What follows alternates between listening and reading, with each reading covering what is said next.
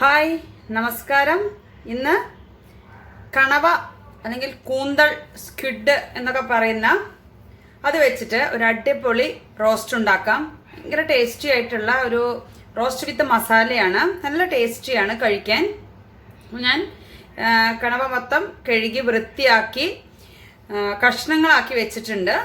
ഇനി ഇതിന് എന്തൊക്കെ സാധനങ്ങളാണ് വേണ്ടതെന്ന് നോക്കാം. ഞാൻ 1/2 കിലോ കണവയാണ് എടുത്തിരിക്കുന്നത്. അപ്പോൾ അതിന് എന്തൊക്കെ സാധനങ്ങളാണെന്ന് നോക്കാം.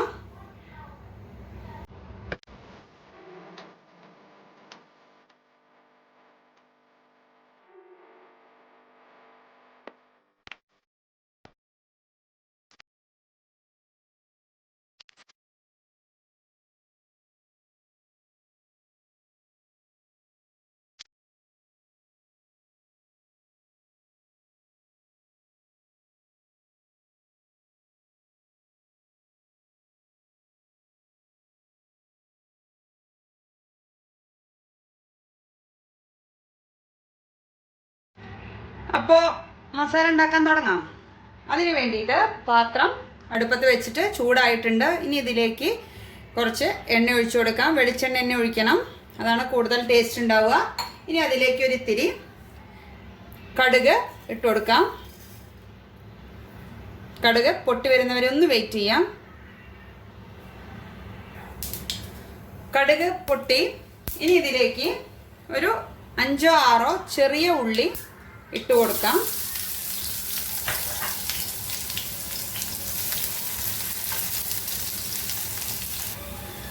ഇനി സവാള ഇട്ട് കൊടുക്കാം. ഒരു വലിയ സവാളയാണ് എടുത്തിരിക്കുന്നത്. മീഡിയം ആണെങ്കിൽ ഒരു 2 സവാള മീഡിയം എടുക്കണം. ഇത് കുറച്ച് വലിയ സവാളയാണ് എടുത്തിരിക്കുന്നത്. ഇനി ഇതിലേക്ക് ഇഞ്ചി, വെളുത്തുള്ളി, പച്ചമുളക് ചേർത്ത് കൊടുക്കാം. എല്ലാം ഒന്നിച്ചങ്ങ് ചേർത്ത് കൊടുത്താൽ മതി. എന്നിട്ട് ഒന്ന് മിക്സ് ചെയ്യാം. അതിനുശേഷം ഇതിലേക്ക് കുറച്ച് ഉപ്പിട്ട് കൊടുക്കാം. എന്നാൽ പെട്ടെന്ന് തന്നെ ആയിക്കോളുമല്ലോ. ഈ എണ്ണ വേണം എന്നുണ്ടെങ്കിൽ കുറച്ചും കൂടി ചേർത്ത് കൊടുക്കാം. വെളിച്ചെണ്ണ ഉപയോഗിക്കാൻ ശ്രമിക്കണം, എന്നാലാണ് അതിൻ്റെ പെർഫെക്റ്റ് ടേസ്റ്റ് കിട്ടുള്ളൂ കേട്ടോ. ഇപ്പോൾ കുറച്ച് ഉപ്പിട്ട് കൊടുക്കാം. അത് കഴിഞ്ഞിട്ട് പിന്നെ നമുക്ക് നോക്കി നോക്കാം എത്ര വേണം മസാലയ്ക്ക് ഉപ്പ് എന്നുള്ളത്. ഒന്ന് മിക്സ് ചെയ്ത് കൊടുക്കാം. നന്നായിട്ട് വഴറ്റിയെടുക്കാം നമുക്ക്. ഇപ്പോൾ ഉള്ളിയൊക്കെ അത്യാവശ്യം വഴറ്റിയെടുത്തിട്ടുണ്ട്. ഇനി ഇതിലേക്ക് കുറച്ച് കറിവേപ്പില കൂടി ചേർക്കുകയാണ്. ഇനി ലോ ഫ്ലെയിമിലേക്ക് മാറ്റുക. എന്നിട്ട് ഇതിലേക്ക് പൊടികൾ ചേർക്കണം.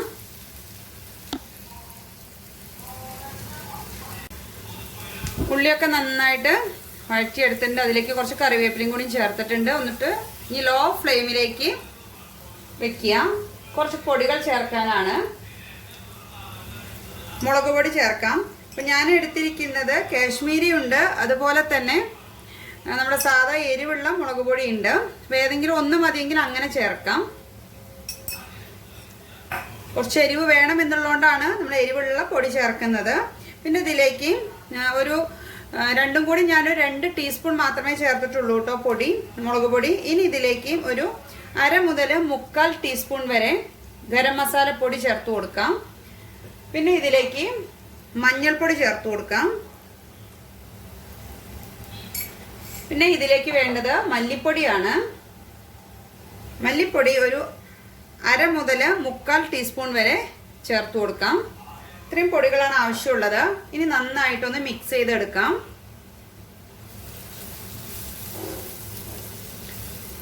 ലോ ഫ്ലെയിമിൽ തന്നെ വെക്കുക, കരിഞ്ഞു പോവണ്ട. പൊടികളൊക്കെ ഒന്ന് ചൂടായിട്ടുണ്ട്. ഇനി ഇതിലേക്ക് കുറച്ചും കൂടി കറിവേപ്പിലയും അതുപോലെ തക്കാളിയും കൂടി ഇട്ട് കൊടുക്കാം. ഒരു മീഡിയം തക്കാളിയാണ്, ചെറുതാണെങ്കിൽ 2 എടുത്താൽ മതി. ഇനി ഒന്ന് മിക്സ് ചെയ്ത് കൊടുക്കാം. ഇനി ഇതിലേക്ക് കഴുകി വൃത്തിയാക്കി വെച്ചിരിക്കുന്ന കൂന്തള് ഇട്ട് കൊടുക്കാം.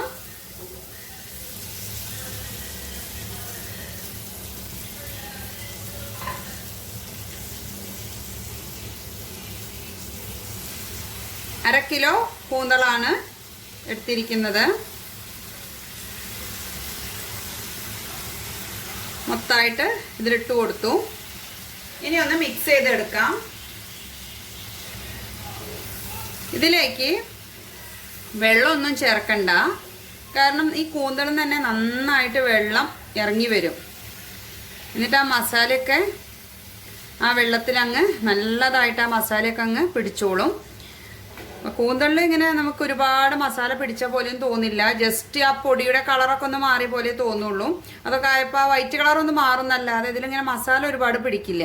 അപ്പം ആ മസാലയിലേക്ക് ഈ വെള്ളം, കൂന്തളിൽ നിന്ന് ഇറങ്ങിയിട്ടുള്ള വെള്ളം നന്നായിട്ട് പിടിച്ചാൽ ആ മസാലയ്ക്ക് നല്ല ടേസ്റ്റ് ആയിരിക്കും. അപ്പോൾ അതുകൊണ്ടാണ് കുറച്ച് മസാല നമ്മൾ ഉള്ളിയും തക്കാളിയൊക്കെ കുറച്ച് കൂടുതൽ ഇടുന്നത്. ഇനി ഇത് ഒരുപാട് സമയമൊന്നും വേവിക്കണ്ട. 10 മിനിറ്റ് മുതൽ 15 മിനിറ്റ് വരെ മാത്രമാണ് ഒരു കൂന്തലിൻ്റെ വേവുള്ളൂ. ഇനി ഇതങ്ങ് അടച്ചു വെച്ച് വേവിക്കാം. അപ്പോൾ കുറച്ച് ഗ്രേവിയൊക്കെ ആയിട്ട് നമുക്ക് 10-15 മിനിറ്റ് കൊണ്ട് വെന്ത് കിട്ടും. ഒന്ന് അടച്ചു വെക്കുകയാണ്. ഒരു 10 മിനിറ്റ് നമുക്ക് തുറന്നു നോക്കാം വെന്തിട്ടുണ്ടോ എന്ന്. അത് കഴിഞ്ഞിട്ട് നോക്കാം നമുക്ക് കൂടുതൽ വേവിക്കണമെന്നുള്ളത്. 1-2 തവണ ഒന്നിങ്ങനെ ഇളക്കി കൊടുക്കാം. അപ്പോൾ അതൊന്ന് കണ്ടില്ലേ, ഇപ്പം തന്നെ വെള്ളം വരുന്നുണ്ട്. അതുപോലെ തന്നെ ഇതിൻ്റെ ഷേപ്പ് കണ്ടോ, ആദ്യം ഇങ്ങനെ കുഴഞ്ഞിരിക്കുകയായിരുന്നു. ഇപ്പോൾ ഒന്ന് ചൂടായി വന്നപ്പോഴത്തേക്കും കണ്ടില്ലേ നല്ല റൗണ്ട് ഇങ്ങനെ കാണാം.